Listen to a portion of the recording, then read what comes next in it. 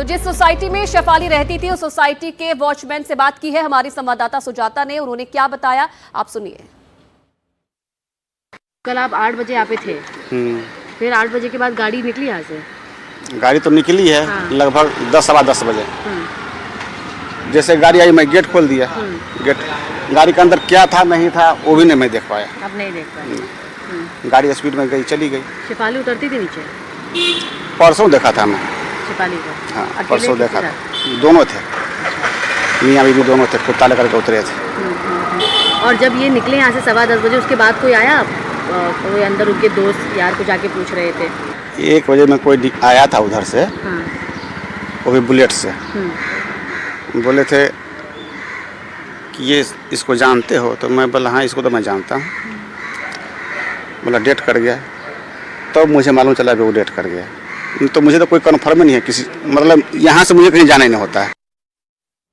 शेफाली के घर के बाहर से सुजाता हमारे साथ जुड़े हैं। सुजाता, मौत की वजह को लेकर सस्पेंस यहाँ पर बन रहा है, जरा बताइए कि अभी पूछताछ हो रही है क्या और कब तक पोस्टमार्टम की रिपोर्ट आ सकती है?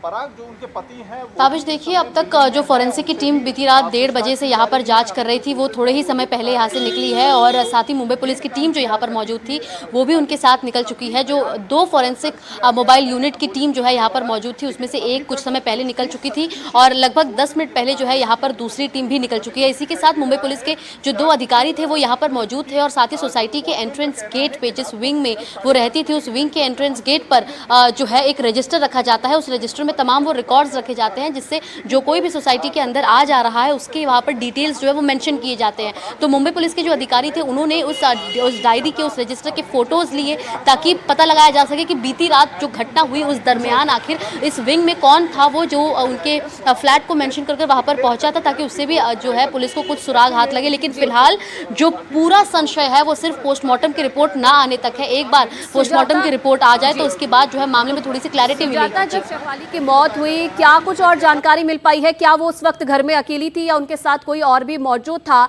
और क्या और दूसरा एंगल पुलिस तलाश रही है, क्योंकि ये तो कहा जा रहा है कि कार्डियक अरेस्ट की वजह से उनकी मौत हुई है, और कौन कौन से एंगल है जिनके जिस हिसाब से जो जांच है वो आगे की जा रही है?